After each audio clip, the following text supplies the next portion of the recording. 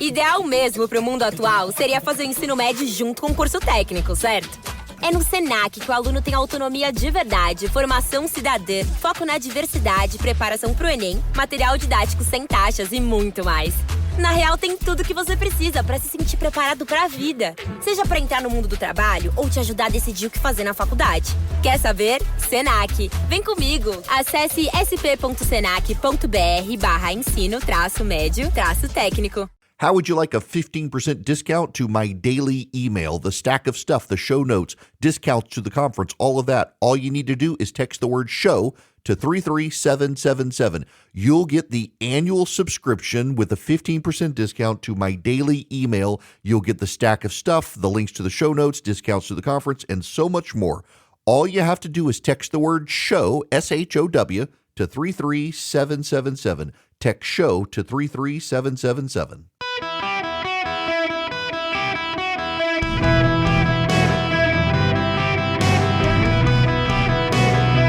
Welcome to the Eric Erickson Show podcast, Hour 1. Greetings, conversationalists. Welcome. It is Eric Erickson here across the United States of America. I am delighted to have you with me. The phone number is 877-973-7425. Should you wish to be on the program, I would absolutely be happy to have you. As always, if you text Eric, E-R-I-C-K, to 33777. You can get the live stream, the show notes, the podcast, the links around social media to follow me, YouTube, everything you need to know to be able to access the show. I continue to point this out because it actually is very important to me as we move forward, that I do hope you'll consider texting the word Army to 33777. You'll get a link back. If you click the link, you can put in your first name, last name, zip code, and email address. As we expand, in fact, we're talking, those of you out at listening to KRMG in Tulsa, we're going to head out there in a couple of months. I want to be able to let you know when we're coming, where we're going to be, so that you guys can get together with us. Really want to be able to make that happen with you guys. And just delighted to have you with me as we move around the country and start doing more live events around, after, before, wherever we can with the election and then into next year. So text Army to 33777. As I begin the show, having technical problems on my end here, but I gotta start the program talking about Bill Clinton's speech last night. Now, listen. I will acknowledge, as all of us will acknowledge, that having Bill Clinton on stage at the Democratic National Convention was a little bit weird, and for a lot of people, a little bit off-putting. I mean, you can't really separate Bill Clinton from Bill Clinton. You can't separate Bill Clinton from Monica Lewinsky. You can't separate him from Paula Jones. You can't separate him from Juanita Broaddrick. You can't separate him from all of those issues from his time in and out of office. You cannot separate him from Jeffrey Epstein. I mean, for all of the jokes from the Democrats about Donald Trump flying on Jeffrey Epstein's former jet as his 757 was broken, Bill Clinton flew on Jeffrey Epstein's jet with Jeffrey Epstein a whole lot of times. Dude's kind of creepy perv. He was also, as president of the United States, a very popular president of the United States who, on the stump, even to this day, people will tell you that they may hate his guts, but when you're with him, he lights up your world. It's one of those things you cannot appreciate unless you've experienced. Now, I've never experienced it. I know someone who despises Bill Clinton, and in fact gave a lot of money to Bob Dole in 1996, supported Kenneth Starr, actually helped fund some nonprofits related to Ken Starr, helped fund some ad campaigns against Bill Clinton, doesn't like Hillary Clinton. I know this person. She tells me the story, how she was invited, being a very wealthy person and generous donor. She was invited to an event. Bill Clinton was going to be at the event. The person who organized the event for his nonprofit did not know how much she despised Bill Clinton. And unbeknownst to her, she knew Clinton was going to be at the event. She was honored to come. What she did not know was that the person organizing the event was going to arrange for her to meet Bill Clinton. She had no idea. She did not like Bill Clinton, had fundraised against Bill Clinton, despised Bill Clinton, met Bill Clinton. Said as much as she hated the man, and he knew who she was and the amount of money he had spent, or she had spent on him, against him. And he was charming and gracious and joking and humble and just schmoozed her. She said she left like Bill Clinton orbited around her, like it was all of his attention in the world was on her. And she said in that moment, despite all of her hatred, despite all of her disgust, she knew this man was an incredible politician. And you got that on stage last night. These Democrats who canceled Bill Clinton, who canceled him, who wanted nothing to do with him because of the Me Too movement, he had them eating out of the palm of his hands last night. Now let's cut to the chase. I am too old to gild the lily. 2 days ago, I turned 78, the oldest man in my family of 4 generations. And the only personal vanity I want to assert is I'm still younger than Donald Trump. You may not like him. He's got good one-liners, except he also said this. And then he did something that's really hard for a politician to do. He voluntarily gave up political power. And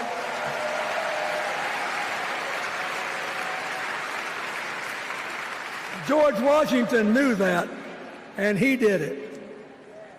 And he set the standard for us serving 2 terms before it was mandatory. It helped his legacy, and it will enhance Joe Biden's legacy. Let's also be honest that if the 22nd Amendment, what is it? Now I can't remember all of a sudden.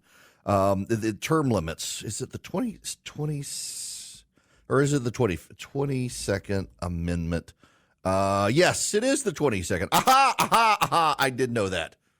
If the 22nd Amendment did not exist, William Jefferson Blythe Clinton would still be running for president of the United States, despite all of his, George Washington and Joe Biden voluntarily. Joe Biden did not. This is Chris Wallace. Come on, Chris. Well, the word that everybody is using to describe tonight is bittersweet. It's just bitter. The fact of the matter, I'm not saying Joe Biden is bitter, but, it's like you've been thrown out a window, and as you're falling, you go, gee, it's nice out here. No, he got thrown out of a window, and basically he was forced. There's going to be a lot of talk tonight about how generous it was of him and selfless of him. He was basically forced out by Nancy Pelosi and Barack Obama and Chuck Schumer and Hakeem Jeffries. And I suspect even the fact that there has been this surge of enthusiasm since he left and Kamala Harris took his place, that's got to be pretty tough, too. You got thrown out of a window and everybody's applauding the person who's now in the room. Yes. Absolutely right. It was essentially a coup. That's what's going on here. It's essentially a coup.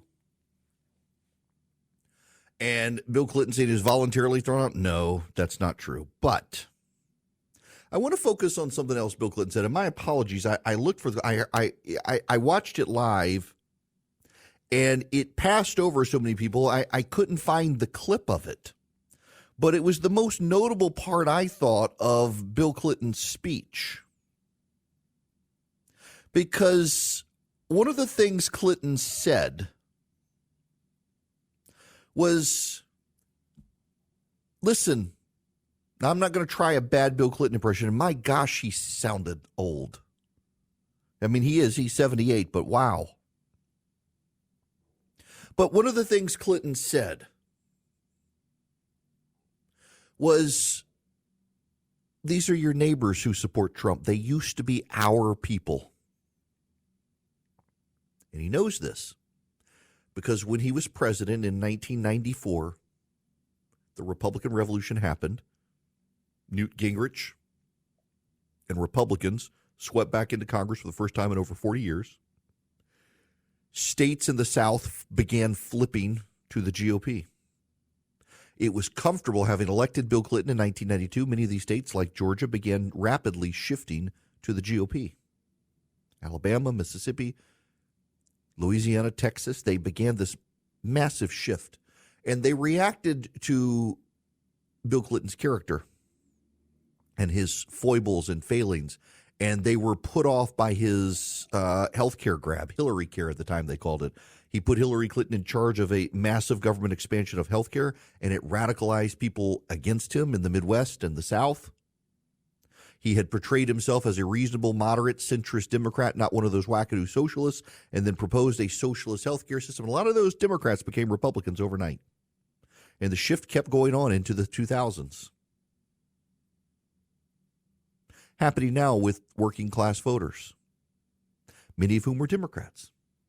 It's a competing message between Bill Clinton and Barack Obama. Barack Obama is the man who said, take a gun to a knife fight, get in your neighbor's face and argue with them. Barack Obama is the man who stood on stage and lamented the deep divisions that Donald Trump has brought to America and then spent 30 minutes attacking the right in visceral terms for what they believe in. Barack Obama is a demagogue who is divisive. Barack Obama is the guy who believed his strategy for winning in 2008 was to micro-target people and get those people to not so much love him as hate their neighbor. Remember, Barack Obama's campaign was the first campaign that sent mail pieces to people saying, hey, your neighbor is a Republican and voted. You haven't voted. Are you going to vote? Barack Obama, yes. I'm not making that up. Barack Obama and his campaign for 2012 against Mitt Romney pioneered harassing people by sending them mail pieces saying your neighbor's a Republican voter. You're going to go vote. That's what Barack Obama did. Barack Obama and the media has priapism when it comes to Barack Obama. He can do no wrong. He's some sort of saint. He's a religious icon. Remember all the media shots of him with the presidential seal behind him, making him look like he was a saint? The media loves the guy. The guy specialized in divisive, cutthroat politics, division, not unity. And Bill Clinton last night stood on stage and said, hey, don't be afraid to disagree with your neighbor, but remember they're your neighbor. This is how far gone the Democrats are from Bill Clinton. That Bill Clinton could stand on that stage last night and get a muted reception for saying, don't hate your neighbor who supports the other side. They were once our people, don't hate them. And the Democrats, it fell on deaf ears compared to Barack Obama's division, get in their face, fight, argue, take a gun to a knife fight, telling Hispanic voters Republicans are your enemies. Bill Clinton stood on stage and said, these people aren't your enemies. They used to be with us. We got to get them back. The difference is this. Bill Clinton had to learn at a time in American politics where the parties were drifting apart, and he had to build coalitions with the left and the right. Bill Clinton famously built a coalition with the right to balance the American budget and pass welfare reform.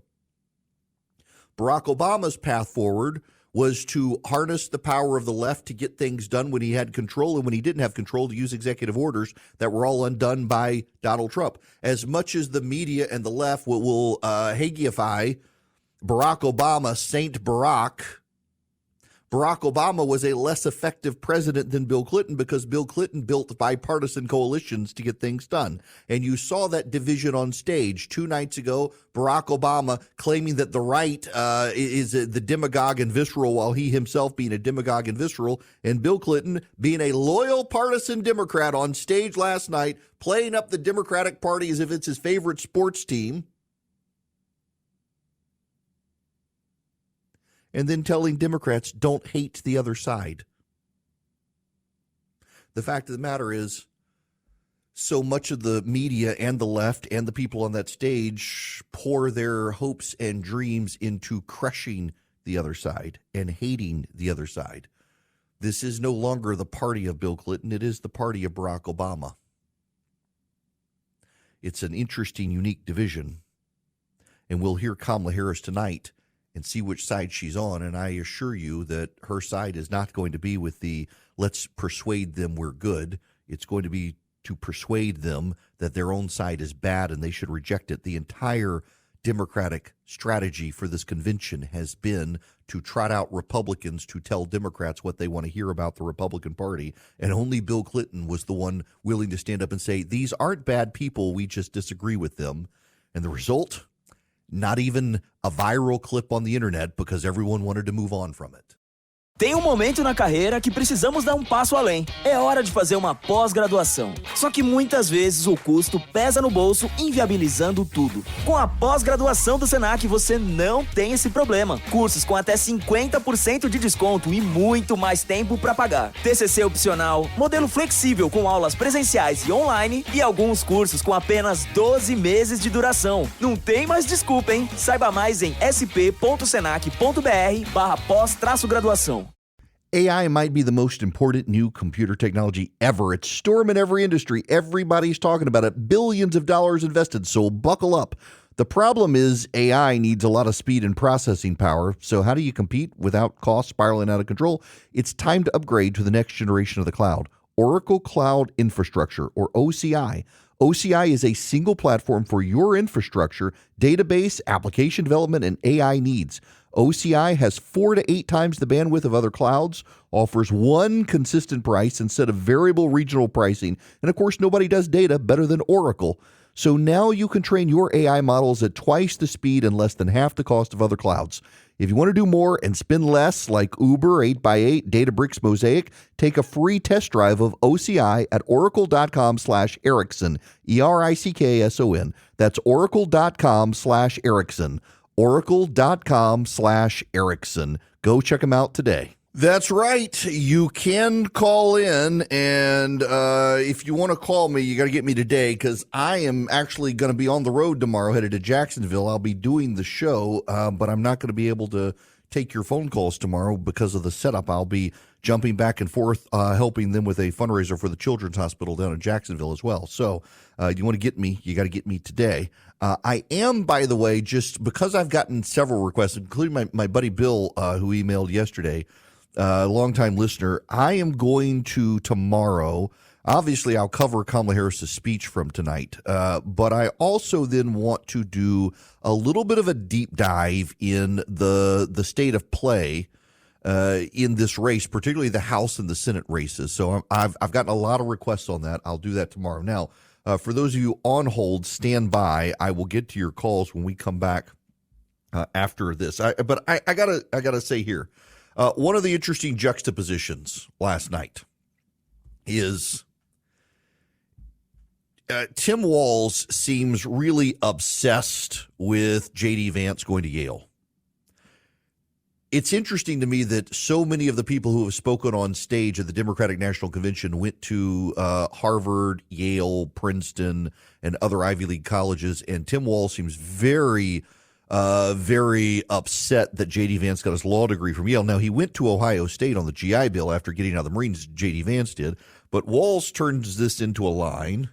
But I'll tell you what, growing up in a small town like that, you learn how to take care of each other.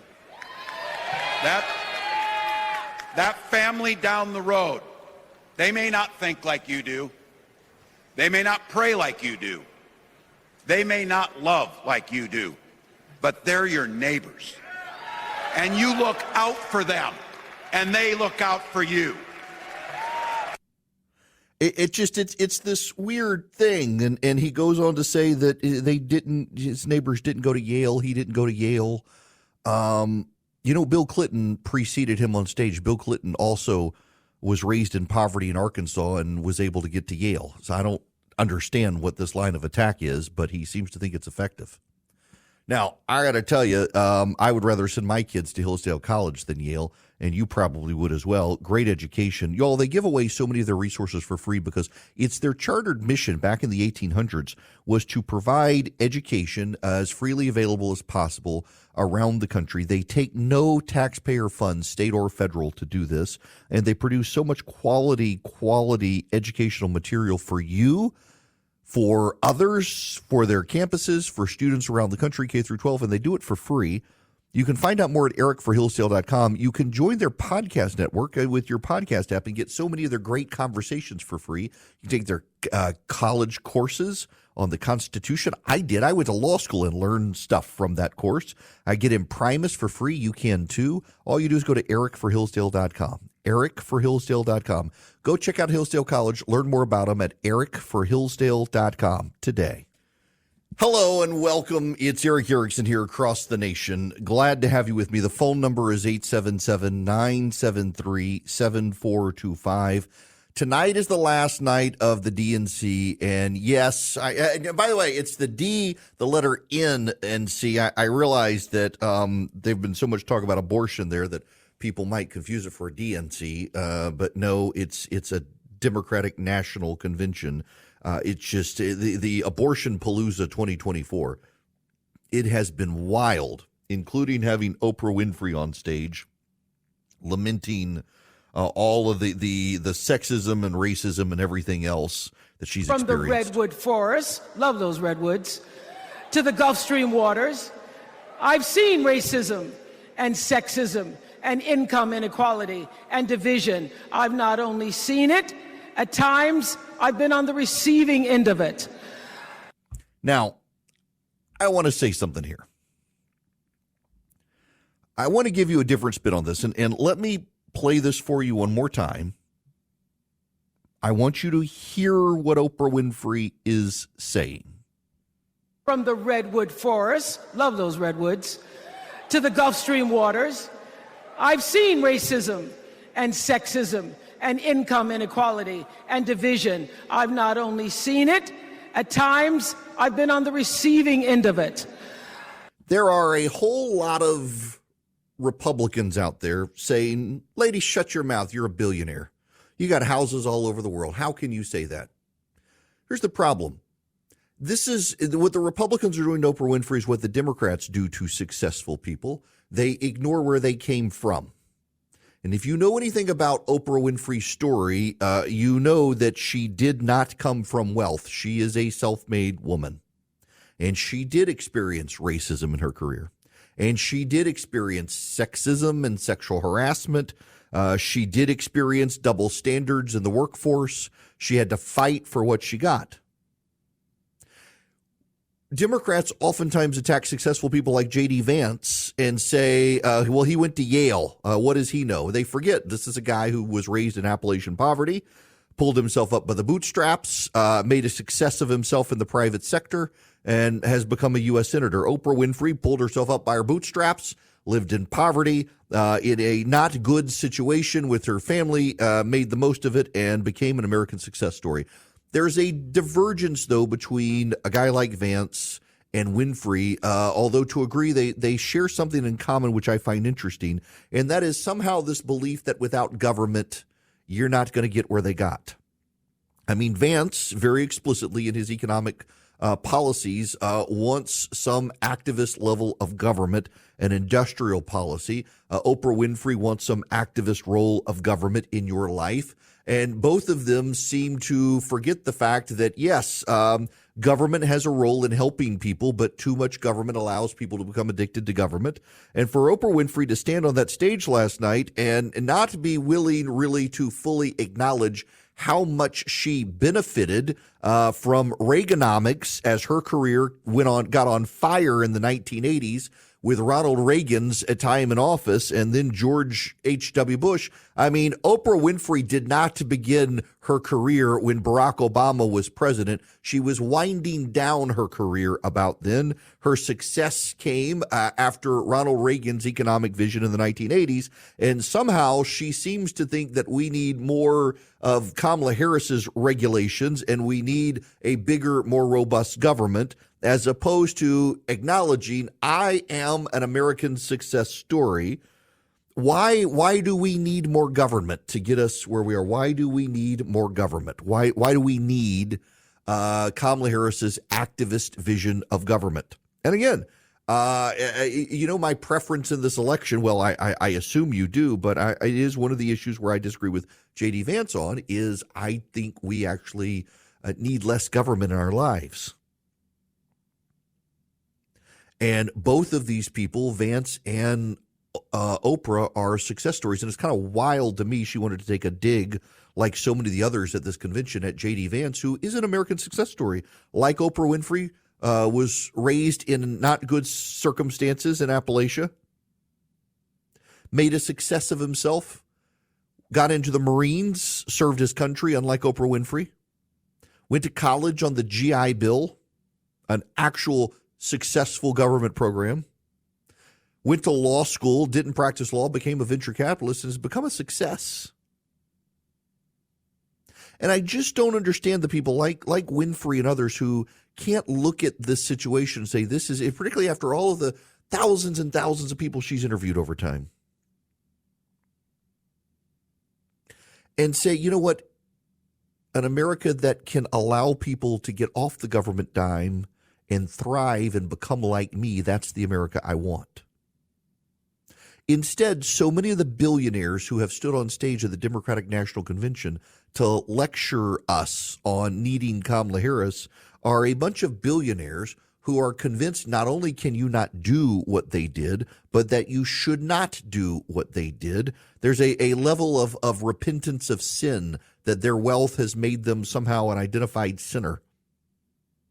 Got to tell you, the good book has a lot to say about that class of people, and all of it boils down to this, that your wealth at this point is an act of mercy, because this is the best you're going to have it for eternity, so you might as well enjoy it unless you're going to repent. And then you'll pay a price, you'll have a cross to bear, but then you'll have greater days afterwards in eternity.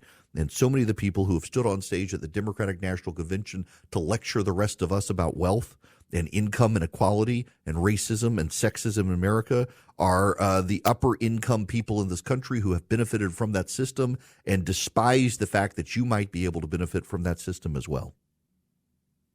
The lecturing tone just never ceases to amaze me, and it bothers me every time. The idea that you, listening to me right now, if the government got out of the way, that you would somehow fall, and that you should not be entitled to the access and benefits that they had, that the system should remain complex enough that you can't afford to succeed. That complexity is a subsidy to the very people lecturing you on the badness of America. They were able to get around it. They don't want you to, including Oprah Winfrey. Now, I want to go to Lewis's phone call. Lewis, welcome to the show. How are you? Hey, Eric. I want to point out there was a lady on stage. Her squill was so high, but she was talking about she wants young people to be able to have a better future and better tennis shoes, serving you burgers at the McDonald's or whatever. It's like they want to have the success at the French fryer, and there's no voice saying, "Hey, we want to help you, show you how to achieve to become a doctor or a higher education." Even Randy Weingarten, you couldn't even see her above the podium, but there's no cheering on of higher education, of cheering better success. It's like the dumbing down society. And when you have Kamala Harris say, we're going to give $25,000 for a down payment, that's not an achievement. We already have that. It's called the projects.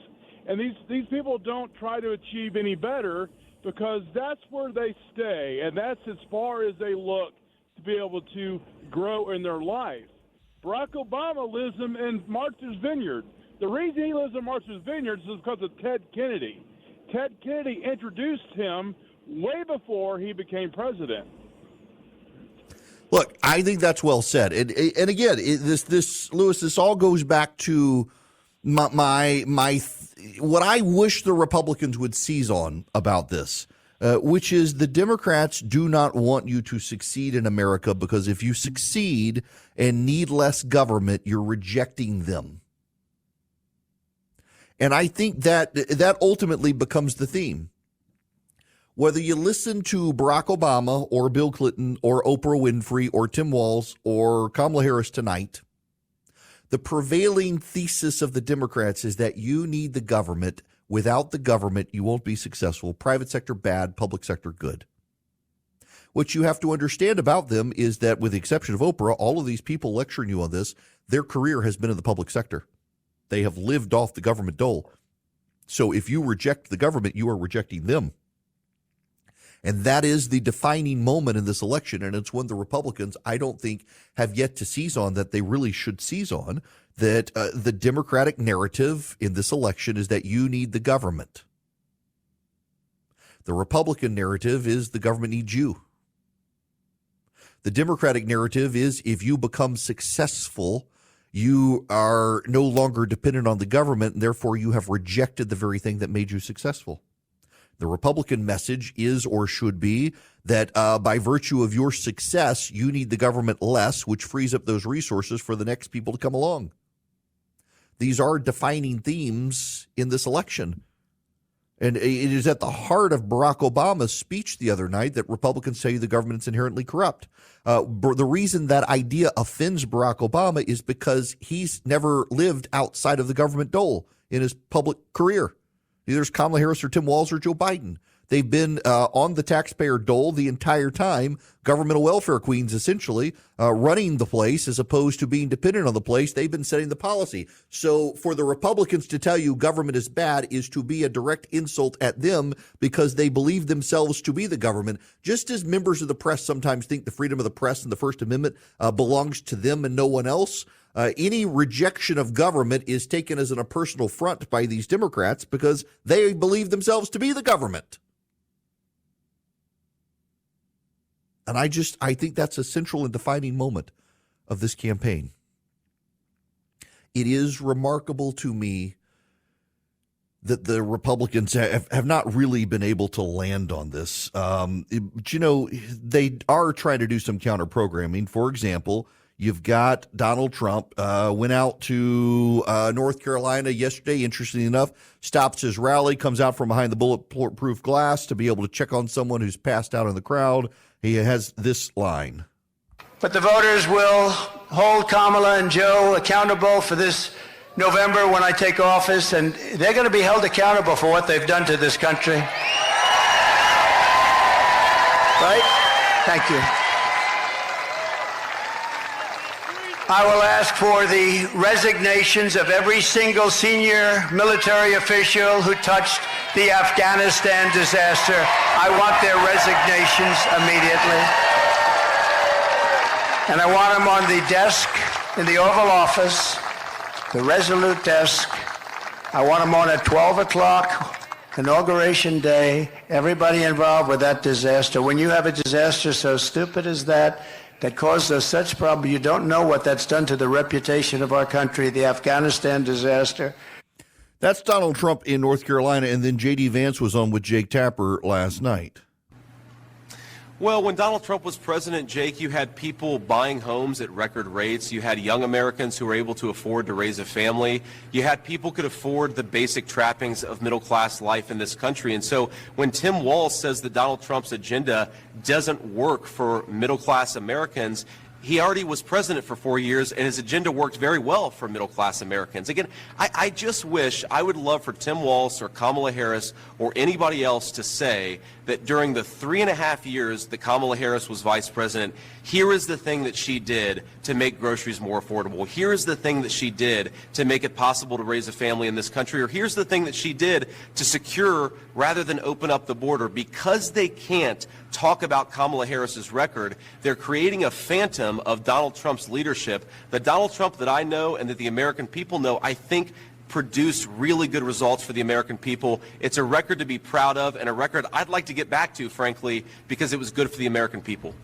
Yeah, and to his point, Kamala Harris was on stage at a rally 2 days ago and said this. We believe in a future where we lower the cost of living for America's families, and when I am president, I will bring down the cost of groceries by making sure markets are competitive and fair. She's already vice president of the United States in the Biden-Harris administration. Why can't she do this right now? That's got to be the Republicans time and time again. It's got to be that she's already there. How is this not already happening? It's political malpractice if the Republicans do not keep reminding people her day one was 3.5 years ago, as Donald Trump mentioned last week. They've got to keep reminding people of that. Now, I want to remind you of Americans for Prosperity. If you go to americansforprosperity.org, you can sign up with them today. They're the leading and largest grassroots organization around the country. They're a do tank, not a think tank. They go into the states and they do the business of the conservative movement. They teach people about free markets. They teach people about the needs to support school choice and families. They teach people how to make persuasive cases to their neighbors through their local government and to their state government, and they advance freedom.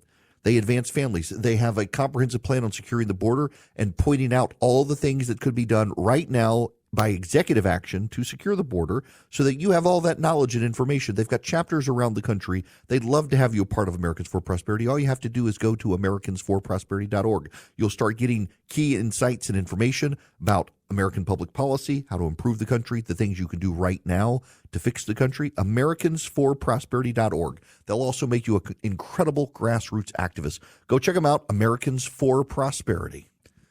Greetings, conversationalists. I'm delighted to have you with me. I gotta let you guys hear this story. I find it impressive that so my kid has started college. This is her first week of classes. She had one class on Tuesday. She had two of them yesterday.